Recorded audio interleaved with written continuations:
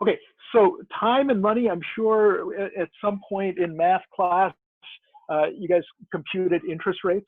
Um, so, and compound return and all that kind of stuff. That's essentially all it is, right? So it's the math is really not all that hard. It's pretty much arithmetic. I think we got an exponent shows up at one point, but that's as hard as it gets. It's not calculus. It's not differential equations. It's not anything like that. It's mostly arithmetic. The key point in the time and money is not really the math part of it. The key point is the conceptual understanding of the relationship between the things that we're talking about. Because there's certain ideas that crop up again and again and again under different guises, but they're all ultimately some measure of the relationship between time and money. So let's go through what we're talking about. So just breaking that down like we do whenever we have these phrases, we say, okay, well, we're talking about time and money. What does that mean? Let's break it down. Time is essentially what we're not talking about the past so much right now. We're talking about the present versus the future, right? So we're here, and a lot of this is basically a question of what's going to happen in the future and what is that worth now, right? What's that now? So money, right? When we talk about money, right, we're talking about two kinds of or several kinds of money. We can talk about cash, right? Cash is king. Cash is cash. But there's lots of other things that can be thought of as money, like stocks and bonds and that sort of thing, right? So any other instruments, right? And the thing that brings those two things together is this idea of value. So we're going to be talking about this, valuation in the next situation. But when we're talking about money, really we're talking about this idea of value, right? Not dollars and cents, but value, right? And what does that mean? And that's a lot of what we're going to be talking about, what value means. And we're going to be using value in terms of money, right? So don't lose sight of that, because I'm sure all of you guys have plenty of values that have nothing to do with money. But in this context, in the financial context, when we say value, we mean money. And we're saying money, we mean value, and we'll talk about what that means monetarily. So if we put the two things together, time and money, right? What do we get? We get present value, right? Present, future, and value, present value, and future value. And that's what we're going to be talking about. What is something, what is the value of something in the future, right? And what is the value of something in the present, right? Because if you think about that, if those two things are not the same, then there's some stuff to be done, right? So if you think something is going to be more valuable in the future, then you go get it, right? If you think something's going to be less valuable in the future, then you try to get rid of it, right? So that's the main thing here. So when we're talking about time and money, ultimately we're talking about in the two time frames, present and future. What we're talking about is giving somebody cash, giving somebody money now, right? It's a price, right? And then get paid later in cash again, right? So it's in a lending situation, right? This is very obvious, right? So you lend somebody money, right? And then in some time back, you get that money back, or the other way around, you borrow money and then you give it back if you're on the other side. But it works with anything else, right? With a savings account, you're taking your money and you're putting it into a bank, right? And then you get some money out of it later on, right? If you buy a stock, say, right, you put money you give money to buy the stock. And then at some point you might want to sell the stock back and get money, and hopefully you get more money in the future as that stock value goes up. Right? Bonds are loans, essentially, we talked about. Annuities and perpetuities are just different instruments that have different layers of payouts. Insurance kind of works that way as well. You pay premiums, and then after a certain time, given a certain event and a contingent event, then you get some payout. So they all have this, all of these instruments, all these financial instruments have this element of you're giving up some money now, you're buying the thing, right? And then you're getting some money back at some other point in time. You're selling the thing. You're trying to find out the relationship between these two things, right? And that's what we're going to be talking about in time and money. So suppose in this example, right, I say, look, give me $100 now. I need $100, right? And in 1 year, well, actually, give me $100 now. I'm going to give you an IOU, right, to promise that I'll promise give back $110 in 1 year. Now, I got to give you more than you give me, because otherwise, why are you going to give me money? I can just take your money and run away, or get hit by a train or something, and you'll never see your money again, right? So you're taking a risk here, right? So you need to get something back to make it worth your while. Otherwise, you just hang on to your money. If you're only going to get $100 back at the end of the year, I'm not going to give it to you. I can just do that myself, right? So it's only worth your time if I tell you that, look, I'm going to give you more, right, than you gave me, and then you're going to get more at the end of the day, right? So I give you an IOU, right? That's a promise to give back $110 a year. This is a financial instrument, a security, right? And so then in 1 year later, right, then I got to pay back $110. You get your $110. You made $10 over a year, right? So that's the basic mechanism of any of this. So whether this is a stock or a bond or whatever it is, doesn't really matter, right? The whole idea is that you're giving some kind of money, you're getting more back after a certain amount of time. Yep. Or hopefully you'll get that back, right? So the difference here, it was $10, right? Between 110. So what we call that is the return, right? So the 1 year return, in 1 year you're getting $10 back, right? And what we do is we look at $10 as a percentage of how much did you put in, right? So it's $10 over $100, and that's giving us a 1 year return of 10%. So we would say that this instrument carries a 1 year return of 10%, which means that if you give me $100 now, right, then a year later, I'm going to give you back $110, 10% more than you put in, right? So these numbers become important, right, because they are telling you what is actually happening in this transaction, right? So let's just work through this. When we do this in class, we get people calling out, so I'm not sure if that's going to really work here. And besides, you guys all have the answers already, so it probably doesn't work. So if we get what we just talked about with the present value and the future value and the return, to be honest, there's a bunch of formulas that are coming up, and to be honest, for me, I can't ever remember all those formulas. So whenever I need to go and do this, which is usually like in an Excel formula or something like that, then I just wind up deriving it using these tens, which I think are pretty easy. So we just did 10% on $100 after a year, and we got 110. All right, that should be clear enough, right? So if we put, let's say, $100 in at 20%, right, then how much are we going to get? We're going to get 120 bucks, right?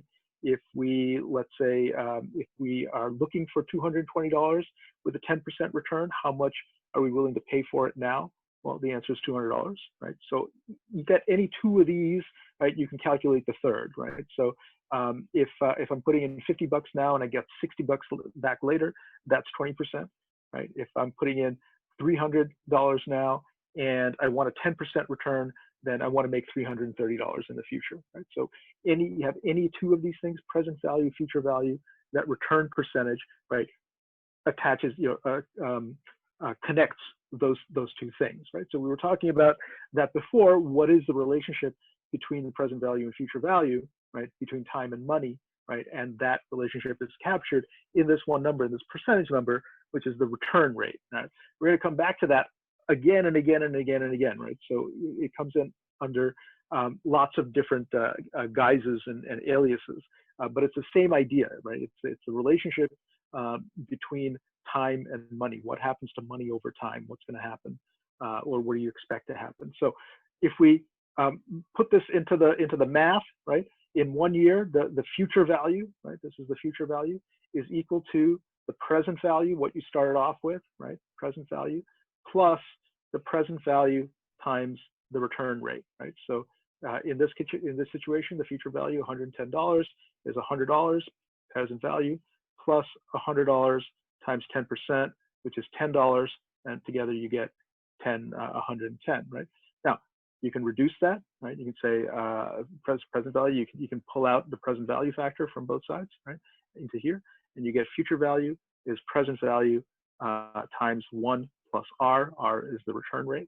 Okay, so that's just a little bit of algebra there, right? And what you're trying to figure out is the price, right? You're trying to figure out a present value for something that has, something that you're calculating a future value for, right? So what you want to do is be able to isolate each of these, right? So you got, if you have present value, and a return, you can calculate a future value. If you have it the other way around, you can kind of flip this around and say your present value is a future value divided by 1 plus r, right? So again, I wind up rederiving these, just using these kind of like 10 formulas, tens and hundreds to figure that out. So I would not bother memorizing any of this stuff, right? But make sure you understand this just very fundamental relationship that the return percentage is the difference between your future value and your present value divided by your present value. So your return is the extra that you get, right, for the money that you put in, right? So it's a conceptual thing to understand that rather than trying to memorize all these formulas. Okay, so we talked about this, the number, the 10% number. Another name you can put on this is risk, right? And what does that mean? Risk is essentially the chance that you're going to lose your money, or you're going to lose some of your money, or all of your money, or some piece of your money, right? So what you want is, if your risk is higher, so suppose you're lending me $100 here, right? If you, let's say, the difference between, let's say, lending me $100 and lending $100 to let's say Apple, right, as a company. You could do that. You could buy an Apple bond. I'm not sure if Apple actually has bonds, but state of California, say they have bonds. You can buy a U.S. bond, right? Or you can lend me money, right? So you can think about, where is the higher risk, right? Are you more at risk of me running off or disappearing or whatever happening and not getting your money back from me, or are you more at risk for Apple collapsing in the next year? And I think you could see that it's much less risky that Apple will collapse than I'll run off. So if you are going to be lending money to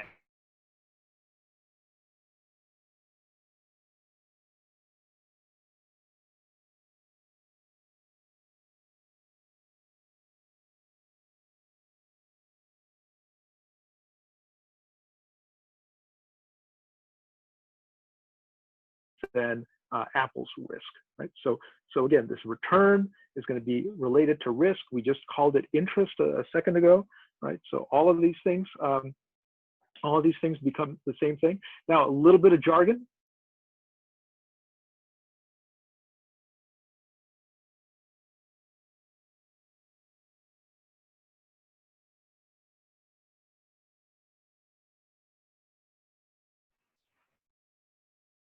Hey guys, did you lose me for a bit?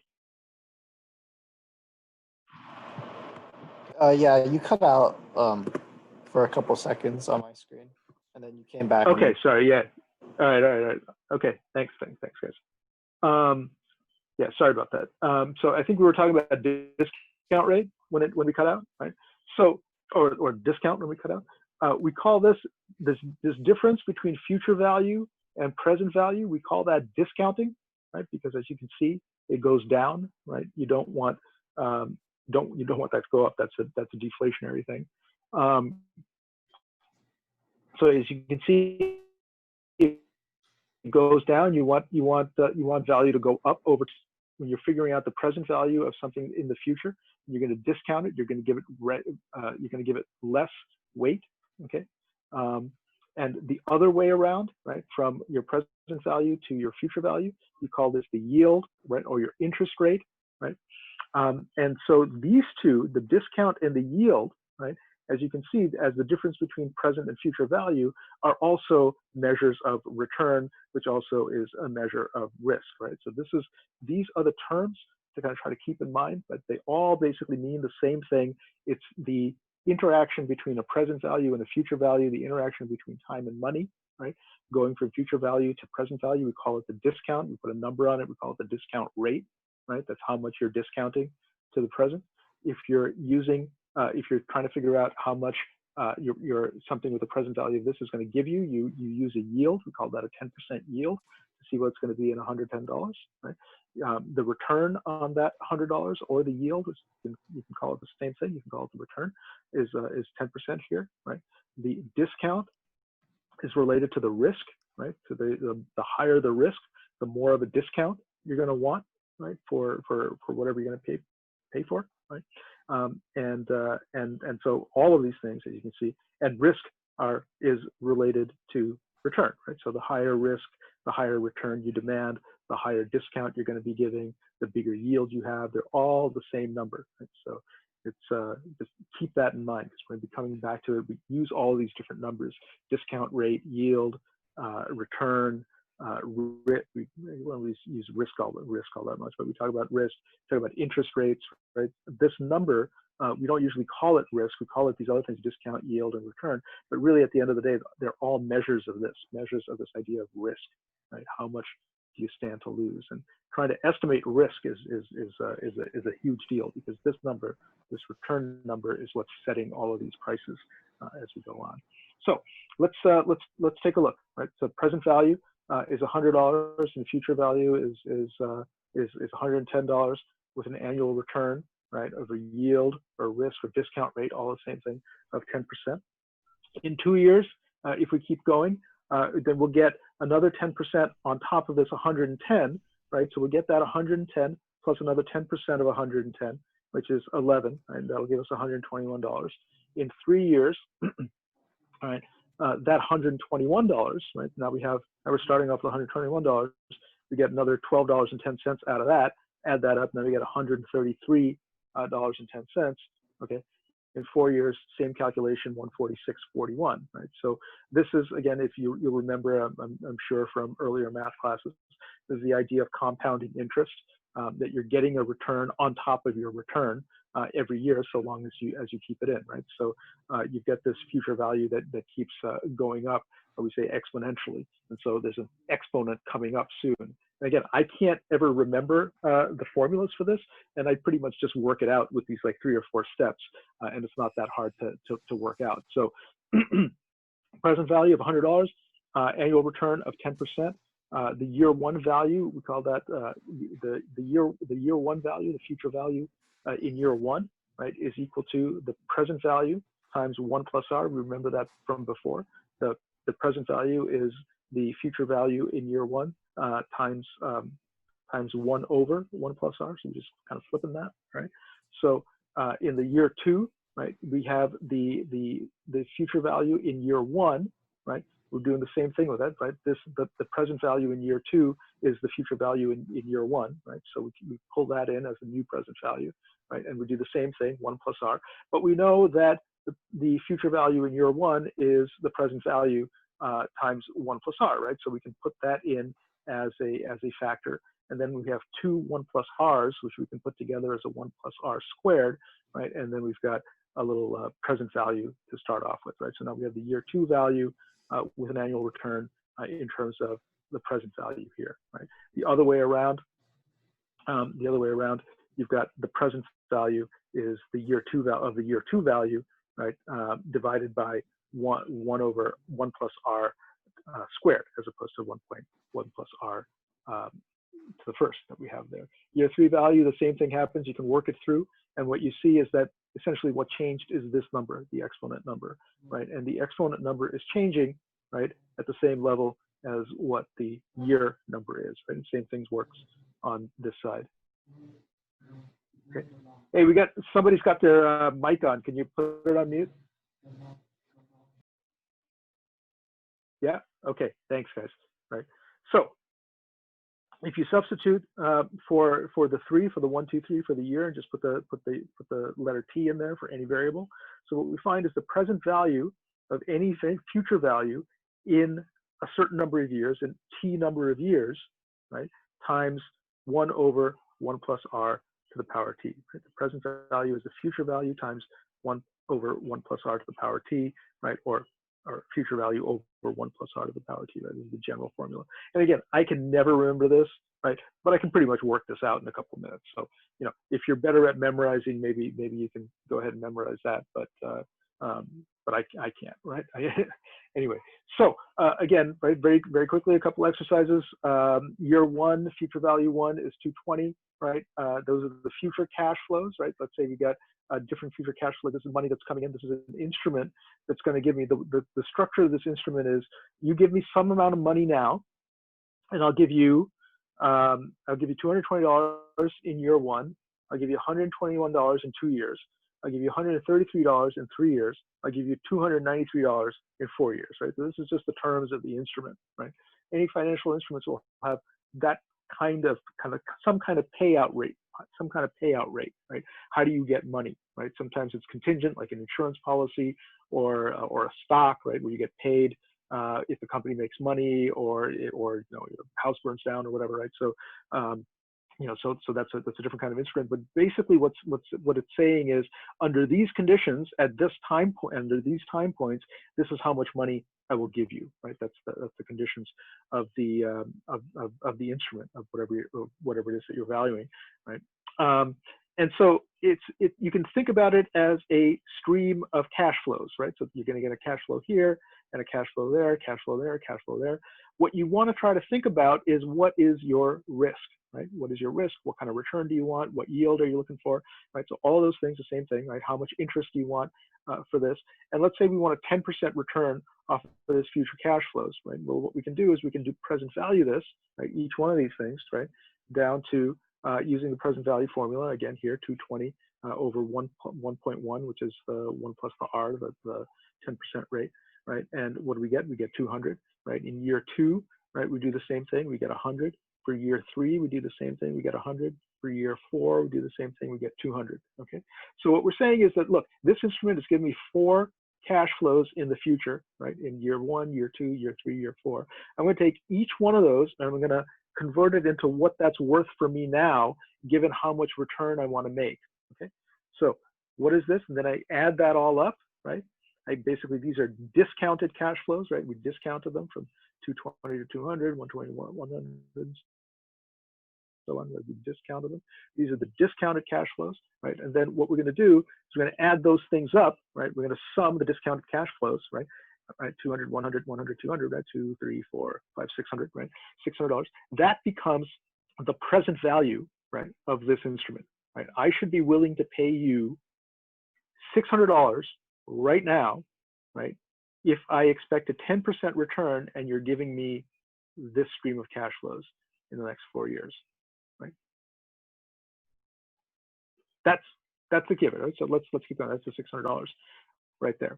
So this is a 10% return, 10% yield. There's a 10% discount rate. There's a 10% interest rate. All of these things are the same thing. That's what we say that the instrument has. That's what it's got, a 10% yield, discount, interest, whatever you want to call it, right? So you've got this future value. If you add that all up, the sum is $767, right? You've got this present value, right, which of each item, right, which is $600. Okay, so again, this sum, right, of future value 1, 2, 3, or 4, right, go on to as long as you want, right, and then that just gets you this sort of fancy thing of the summation that's just saying that your present value of any set of future cash flows, right, is going to be the discounted the present value at each of those time periods, right, which will be discounted by your factor R, right, your return R, right. So this is the first sort of fancy looking formula that we have. The present value is the sum, right, of all discounted cash flows. That's what it's saying, right? This is the discounted cash flows in the future, right? So you can modify this, right, without the present value, because you got it on both sides, and what you get is the present value is the sum of the future value discounted, right? It's just breaking that apart. So again, present value is the sum of the discounted future cash flows. Okay, that's that right there. We're going to work on that quite a bit. So what do we have this? We got the sum of discounted cash flows. It's $600, right? Why is this important, right? Because this is what you think it's worth. You think it's worth $600. The question is, how much will somebody sell it to you for? If somebody's going to sell it to you at $400, right, then, and you think it's worth $600, right, then you've just made $200, right? This is called the net present value, the sum of the discounted cash flows, right, minus your initial cost. It's your net present value, right? Because present value is this, but you got to pay this right now to get it, right? So you got $200. On the other hand, if the sum of the discounted cash flows is $600, right? We calculated, and the cost right now is $600, then that present value is 0, right? That's not bad, actually, that's your stopping point, because at net present value 0, if you think it's worth $600 and it costs you $600, that means you're still getting that 10% return. That's what you're looking for, right? So it's not like you're getting nothing out of it, right? You're just, that net present value is totally dependent on what this interest rate is. If you're demanding a higher interest rate, then this is going to start going negative, right? So if there's going to be a lower interest rate, then you're going to start going positive. So 0 is the stopping rule, right? And that depends entirely on how much you want to make, what your interest rate is. And as we talked about, that's related to how much risk you think there is in not getting your money back. So as we said, the net present value is the sum of the discounted cash flows minus your initial investment cost, right? What it is that you need to put in. So this could be the price you're paying for a stock. It could be the startup cost for a factory, right? All sorts of things, right? What's your initial cost, right? A couple other things that we'll see every now and then. This is a number that's used quite a bit in reality. I know the sort of finance professors don't like it because there's a couple of sort of technical glitches in it that make it a little messed up, but this is used a lot. The idea here is the discount rate at which the NPV equals 0, right? So as we said, if the NPV equals 0, then that's the return that you're making, right? That's the discount rate. So if you set the NPV equals 0 and you look at what the discount rate has to be for the NPV to equal 0, that essentially tells you what your return rate is, right? And we call that the internal rate of return because we're calculating it internally rather than taking it from some external source, right? The IRR, right? So the discount rate at which the NPV equals 0. This is a lot of stuff I know we're going through. But again, you don't have to memorize or know this. You'll see this again and again and again if you start getting into it. It's just an idea of giving you the overview of the concepts here. Okay, so we've got the present value. Let's say we've got a cash flow here. What's happening here, right? We got a cash flow here where we're putting in $1,000, right, to begin with. Okay. And let's see, let's say we got instead of these, right, we got this cash flow, this future cash flow that we're talking about, right? Let's say the first year you're putting in $100,000 on some investment. The next year you're getting $200. The second year you get $5. The third year you get $7. Okay. In that case, if you add this all up, you get 900 at the end of 4 years, right? You can see how much you're getting cumulatively at the end of 4 years, right? That first year you put in minus 1,000, right? This is how much it's done. You made 200, so you got minus 800. Then you made another 500, so you're only minus 300 now, right? In year 3, you flip positive. Now you're up $400, right? And then year 9, you're up $1,300. So you've got this set of cash flows, minus 1,000, 200, 500, 700, 900, right? What is the return here, right? What is the return that I'm getting? Well, if you do this, the discount rate at which this will equal 0, it turns out to be 34%. So at a 34% discount, this set of cash flows is going to have an NPV of 0, right? And that's what we call the internal rate of return. We'll come back to all these things when we're using them, right?